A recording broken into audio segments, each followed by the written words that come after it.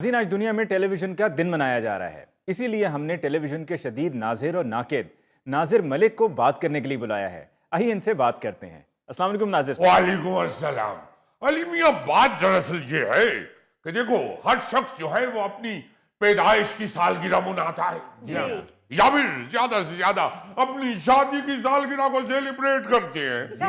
मगर आप यकीन मानिए, हम हर साल 21 नवंबर को टेलीविजन की सालगिरह मनाते हैं। हम बाकायदा जाते हैं किसी अच्छी सी बेकरी पे और वहां से एक सुर्ख फूल वाली पेस्ट्री खरीदते हैं, क्योंकि रंगीन हो चुका है ना टेलीविजन, इसलिए पेस्ट्री भी रंगीन लानी पड़ती है।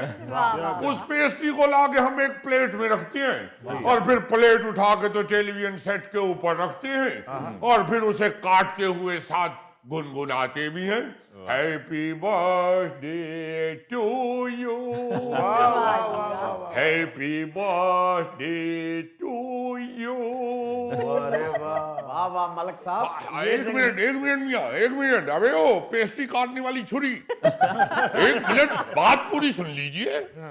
हम उसको काटने के बाद सारी पेस्ट्री खुद खाती है। सारी पेस्ट्री आप ही खाते हैं? जी हाँ, सारी पेस्ट्री खुद खाती है। बड़े भूखे हैं आप। अरे मियां, भाई बात पता क्या है, जी। पेस्ट्री इसलिए खाते हैं कि हमें टेलीविजन से इश्क है। हम आपकी भाभी की सालगिरह भूल जाते हैं मगर टेलीविजन की सालगिरह नहीं भूलते। क्या सारी पेस्ट्री खुद खाते हैं, हालांकि हमें शुगर की भी शिकायत है, ज़ियाबीतस की, मगर फिर भी हम ये मीठा घूंट, मेरा मतलब है ये कड़वा घूंट खा लेते हैं। अच्छा नाज़िर मलिक साहब, जब ये ब्लैक एंड व्हाइट दौर था तो ब्लैक एंड व्हाइट पेस्ट्री लेकर आते थे? चॉकलेट की पेस्ट्री पे छुरी चलाते थे उस वक्त। मलिक साहब, सिर्फ एक पेस्ट्री का आपके मुंह में जाना ऐसे ही है जैसे ऊंट के मुंह में जीरा। वैसे मलक साहब, ये कोई बात तो ना हुई कि आप अकेले केक काटते? केक तो सबको मिलके काटना चाहिए ना। बिल्कुल बिल्कुल, ताकि हम भी आपके साथ गाएं, happy birthday to you, happy birthday to you.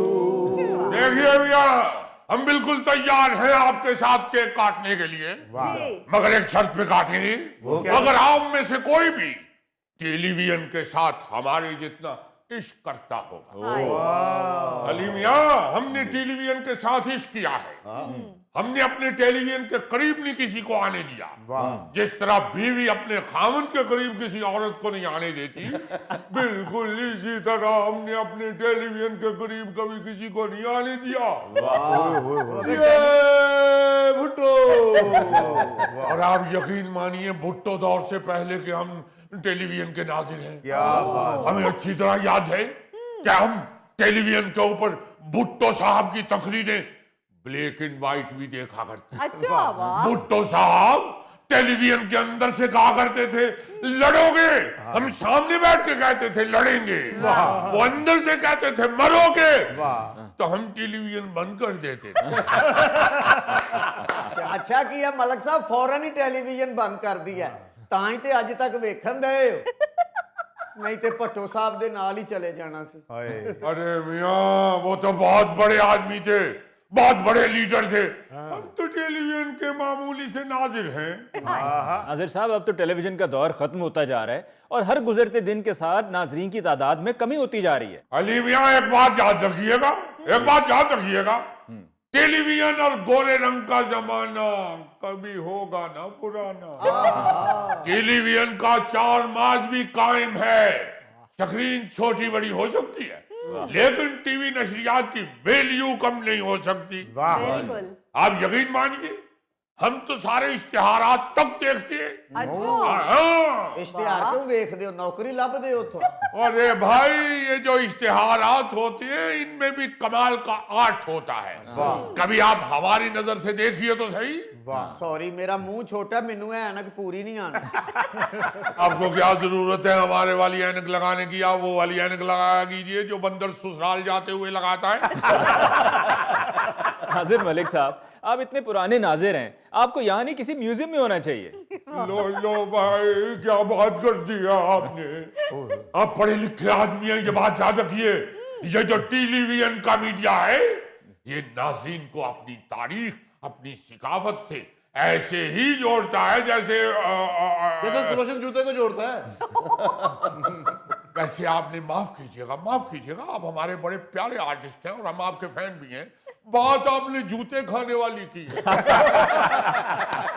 सकाफत और कहाँ जूता, हद हो गई है। अरे भाई, हम तो ये कहना चाहते हैं कि जितनी देर तक टेलीविजन के आगे लोग बैठते रहे, जितनी देर तक तारक अजीज, दिलदार परवेज भट्टी, इशफाक अहमद, बानो आपा, ये लोग जब टेलीविजन पे नजर आते थे तो आपको अपनी सकाफत भी नजर आती थी। अरे वाह। आपको अपनी तारीख सुनने को भी मिलती थी। जी हाँ। अब तो हर टेलीविजन जो खोल दे उसी पे जिंग जिंग जिंग जिंग जिंग जिंग जिंग। सॉरी, मैं माफी चाहता हूँ। आप नाचे हैं तो लगे आज जंगल में पार्टी है। ये वाला पोर्शन काट दीजिएगा अली मियां। आपकी भाभी कहती हैं कि आप उधर जाते हैं तो बिल्कुल बंदरों की तरह पटोचियां मार रहे हो। लेकिन नाजर साहब ये कट नहीं सकता, लाइव जा रहे हैं। जी। तो बताओ तो सही कि हम लाइव बैठे हुए हैं। बात पता क्या है, हम चाहते ये हैं कि टेलीविजन को कुछ ऐसा रास्ता अपनाना चाहिए कि अपनी कौम को, अपनी नई नस्ल को उस रास्ते से सीधा अपने बड़ों के साथ जोड़े, अपनी रवायात तक लेके जाए। ये जो कौमें हैं, अगर ये अपनी रवायात छोड़ देती हैं तो भी ये खत्म हो जाती हैं। खुदा न खास्ता, खुदा न खास्ता। अच्छा मलिक साहब, मेरा ख्याल आप टीवी की कोई चीज मिस नहीं करते। कभी भी नहीं। तो वो क्रिकेट के कप्तान यूनुस खान का गाना सुना आपने? अरे मियां मेरे दोस्त किस्सा ये क्या हो गया। हम माफी चाहते हैं, हम यूनुस खान से भी ज्यादा बेसुरे हैं। वो तो हमें इसलिए प्यारे लग रहे थे कि वो हमारे हीरो थे। सिंगर तो नहीं है वो, मगर हमें खुशी बड़ी हुई यूनुस खान को देख के, क्योंकि ऐसा प्लेयर भी पाकिस्तान में नहीं आया।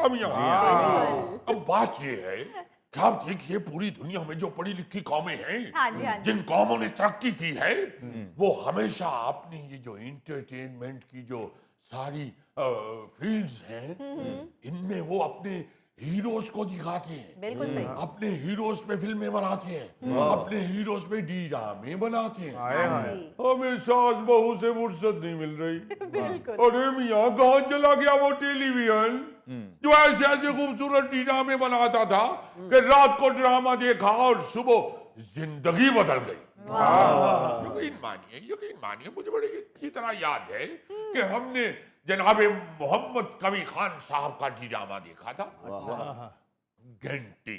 क्या खूबसूरत सबक था उसमें कि किस तरह वालिदैन की खिदमत करनी चाहिए और उन्हें इग्नोर करने का क्या नुकसान होता है। आज तक हमारे जहन में बैठा हुआ है। उसी के बाद तो हमने रोजाना अपने वालिद मोहतरम की पिंडलियां दबानी शुरू कर दी। क्या आप हैं जिन्होंने टेलीविजन से अच्छा सबक लिया। इन्हें भी एक ड्रामा वेख्या ते अपने सहुरे नूं तहखाने च कैद करता।